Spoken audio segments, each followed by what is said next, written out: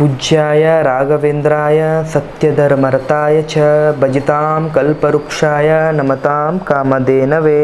ನಾನು ನಿಮ್ಮ ಸುಧೀಂದ್ರ ತೀರ್ಥರು ಮಾಡುವಂತಹ ನಮಸ್ಕಾರಗಳು. ನಮ್ಮ ಯೂಟ್ಯೂಬ್ ಚಾನಲ್ ಆದಂತಹ ರಾಯರ ಜ್ಯೋತಿಷ್ಯ ಫಲಕ್ಕೆ ಸ್ವಾಗತ. ಇವತ್ತಿನ ಒಂದು ವಿಡಿಯೋದಲ್ಲಿ ಆಗಸ್ಟ್ 12 ನಾಗರ ಅಮಾವಾಸ್ಯೆ ಅಥವಾ ಭೀಮನ ಅಮಾವಾಸ್ಯೆ ನಂತರ ವೃಷಭ ರಾಶಿಯವರಿಗೆ ಯಾವ ರೀತಿಯ ಭವಿಷ್ಯ ಹೇಗಿರುತ್ತೆ ಅನ್ನುವಂಥದ್ದು ನಿಮಗೆ ಈ ವಿಡಿಯೋದಲ್ಲಿ ಎಲ್ಲ ರೀತಿಯಲ್ಲಿ ಮಾಹಿತಿ ಕೊಡ್ತಾ ಇದ್ದೀನಿ.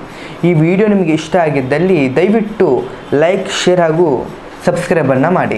ಮೊದಲನೇದಾಗಿ ಹಣಕಾಸಿನ ವಿಚಾರದಲ್ಲಿ ಈ ಸಮಯದಲ್ಲಿ ನಿಮಗೆ ಒಳ್ಳೆಯ ಪಾಠವನ್ನು ಕಲಿಸುತ್ತೆ. ಎಲ್ಲಿ ಖರ್ಚು ಮಾಡಬೇಕು, ಎಲ್ಲಿ ಉಳಿತಾಯ ಮಾಡಬೇಕು ಅನ್ನುವಂಥದ್ದು ಈ ಸಮಯದಲ್ಲಿ ನಿಮಗೆ ಮನೋಭಾವನೆಗೆ ಬರುತ್ತೆ. ಕೆಲವೊಬ್ಬರಿಗೆ ಹೆಚ್ಚುವರಿಯ ಆದಾಯ ದಾರಿ ನಿಮಗೆ ಕಾಣಿಸುತ್ತೆ. ತಕ್ಷಣವಾಗಿ ದೊಡ್ಡ ಲಾಭಕ್ಕಾಗಿ ಆಸೆಯನ್ನು ಪಡಬೇಡಿ. ಇನ್ನು ಉದ್ಯೋಗ ಕ್ಷೇತ್ರದಲ್ಲಿ ಇರುವವರಿಗೆ ಹೊಸ ಮಾರ್ಗಗಳನ್ನು ನೀವು ನೋಡಬಹುದು. ಕೆಲಸವನ್ನು ಬದಲಾವಣೆ ಮಾಡಬೇಕನ್ನುವಂಥದ್ದು ವಿಚಾರದಲ್ಲಿದ್ದರೆ ನೀವು ಮಾಡಬಹುದು. ಮತ್ತು ಈ ಸಮಯದಲ್ಲಿ ನೀವು ಮಾಡುವಂತಹ ಕೆಲಸದಲ್ಲಿ ಸಾಮರ್ಥ್ಯವನ್ನು ತೋರ್ಪಡಿಸುವುದು ಒಂದು ಉತ್ತಮವಾದ ಸಮಯ.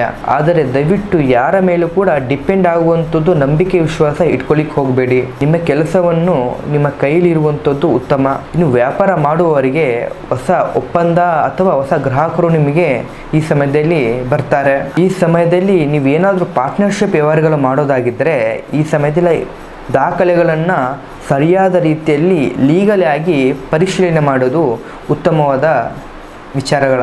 ಮನೆಯಲ್ಲಿ ಈ ಹಿಂದೆ ಇದ್ದಂತಹ ವಾತಾವರಣಗಳು ಕಡಿಮೆ ಆಗ್ತದೆ. ಇನ್ನು ಪ್ರೀತಿ ವಿಚಾರದಲ್ಲಿ ಹಿರಿಯರ ಆಶೀರ್ವಾದ ನಿಮ್ಮ ಮನಸ್ಥಿತಿಯನ್ನು ದೃಢಗೊಳಿಸ್ತದೆ. ಕುಟುಂಬದಲ್ಲಿ ಶುಭ ಕಾರ್ಯಗಳ ಬಗ್ಗೆ ಮಾತುಕತೆ ನಡೆಯುತ್ತೆ. ಮನಸ್ಸಲ್ಲಿ ಇರುವುದನ್ನು ಸರಿಯಾದ ಸಮಯದಲ್ಲಿ ಹೇಳಿದರೆ ಎಲ್ಲ ಸಮಸ್ಯೆಗಳು ಪರಿಹಾರ ಆಗುತ್ತೆ. ಮದುವೆಯಾದವರಿಗೆ ಸಂಗಾತಿಯ ಸಹಕಾರ ನಿಮಗೆ ಹೆಚ್ಚಾಗುತ್ತೆ. ಇನ್ನು ಆರೋಗ್ಯದ ಕಡೆ ದಯವಿಟ್ಟು ನಿರ್ಲಕ್ಷಿಸಬೇಡಿ. ಸರಿಯಾದ ವಿಶ್ರಾಂತಿ ಹಾಗೂ ಸರಿಯಾದ ಸಮಯಕ್ಕೆ ಆಹಾರವನ್ನು ಸೇವನೆ ಮಾಡಿ. ಈ ನಾಗರ ಅಮಾವಾಸ್ಯೆಯಂದು ಶಿವನ ದೇವಾಲಯಕ್ಕೆ ಹೋಗಿ ನಾಗದೇವರ ಸನ್ನಿಧಿಯಲ್ಲಿ ಭಕ್ತಿಯಿಂದ ಪ್ರಾರ್ಥನೆಯನ್ನು ಮಾಡಿ. ವೀಕ್ಷಕರೇ, ಇದಾಗಿತ್ತು ನಾಗರ ಅಮಾವಾಸ್ಯೆಯ ನಂತರ ವೃಷಭ ರಾಶಿಯ ಭವಿಷ್ಯ. ಹಾಗೂ ಈ ವಿಡಿಯೋ ನಿಮಗೆ ಇಷ್ಟ ಆಗಿದ್ದಲ್ಲಿ ದಯವಿಟ್ಟು ಸಬ್ಸ್ಕ್ರೈಬನ್ನು ಮಾಡಿ. ಹಾಗೆ ನಿಮ್ಮ ಜೀವನದಲ್ಲಿ ಯಾವುದೇ ರೀತಿಯ ಸಮಸ್ಯೆಗಳಿದ್ದರೂ ಕೂಡ ದಯವಿಟ್ಟು ನಮ್ಮನ್ನು ನೀವು ಭೇಟಿ ಮಾಡಿ.